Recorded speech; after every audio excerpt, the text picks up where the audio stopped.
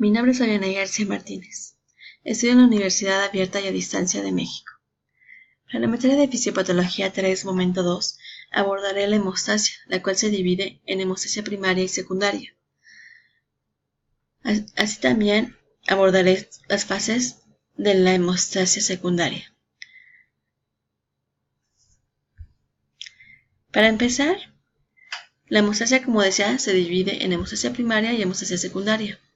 En la hemostasia primaria es el proceso de formación de un tapón plaquetario, el cual se da por una lesión vascular, existiendo fuerte interacción entre el endotelio y la plaqueta.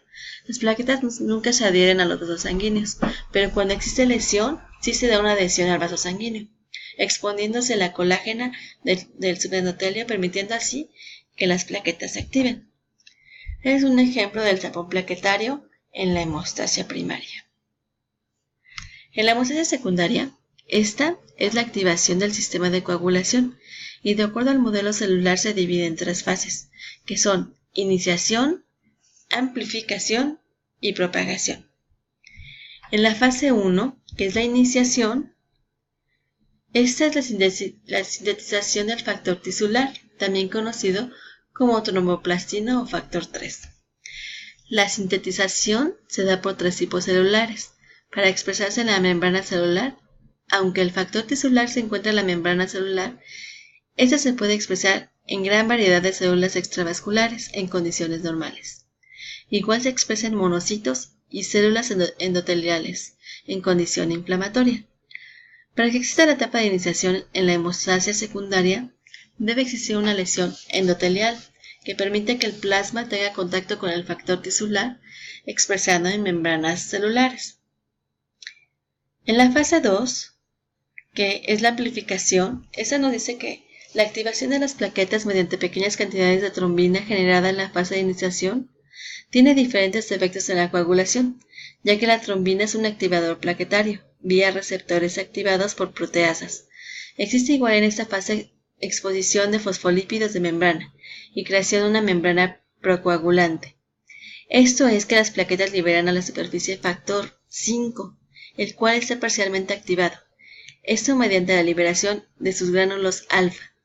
Dichas plaquetas proporcionan fosfolípidos de membrana al sitio de la lesión que sirve para la fase de propagación.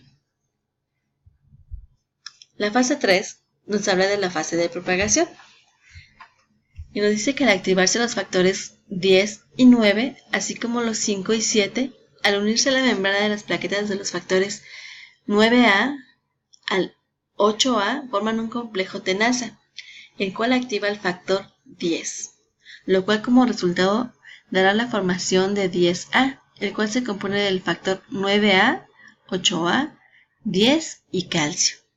El factor XA forma fisiológicamente de la acción del complejo tenaza y no se da la activación del complejo factor tisular 7A, ya que el complejo tenaza es 50 veces más eficiente para activar el factor 10. Por otra parte, el factor 10A ensambla del complejo de protombinasa constituido por el factor 5A, 10A y calcio. Ese complejo se encargará de transformar la protombina a trombina, dando como resultado explosión de trombina, para así formar la fibrina y la formación del coágulo. Al existir falta del factor 8 y factor 9, la coagulación es normal, no así en la fase de propagación, ya que al encontrarse severamente disminuida, existe una mala formación del coágulo, por lo cual no puede realizar una hemostasia adecuada. Ahora nos vamos a la parte 2, donde hablaremos de la púrpura trombocitopénica idiopática. Como podemos ver, la púrpura trombocitopénica idiopática se define como trombocitopenia aislada con médula ósea normal, y en ausencia de otras causas de trombocitopenia, esa tiene dos síndromes clínicos distintos, los cuales se manifiestan como una afección aguda en niños y una afección crónica en adultos. Su fisiopatología nos dice que existe un aumento de la destrucción de las plaquetas periféricas y la mayoría de los pacientes tienen anticuerpos contra las glicoproteínas específicas de la membrana plaquetaria. La insuficiencia relativa de la médula puede contribuir a esta condición, ya que los estudios muestran que la mayoría de los pacientes tienen producción de plaquetas normal o disminuida. En la enfermedad de von Willebrand, esa nos habla de que es un trastorno hemorrágico genético y hereditario más común. Ese trastorno hemorrágico de por vida hace que la sangre no coagule bien.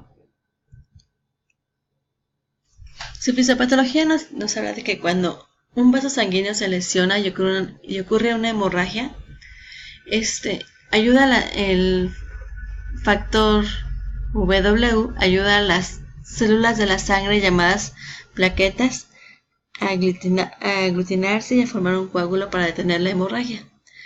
Las personas con esa enfermedad no tienen suficiente factor W o ese no funciona adecuadamente.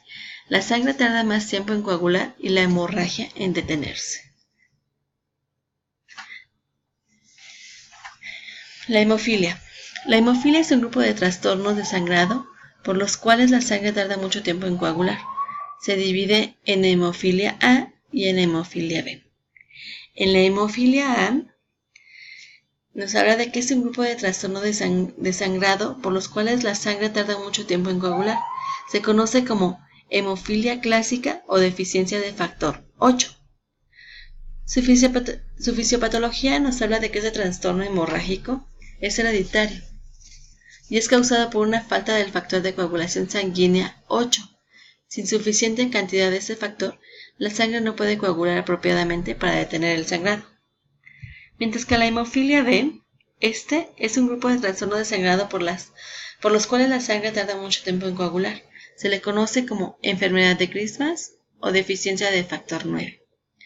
Su fisiopatología nos habla de que es un trastorno hemorrágico hereditario, causado por una falta del factor 9 de coagulación de la sangre. Sin suficiente cantidad de este factor, la sangre no se puede coagular apropiadamente para controlar el sangrado. Muchas gracias por su atención.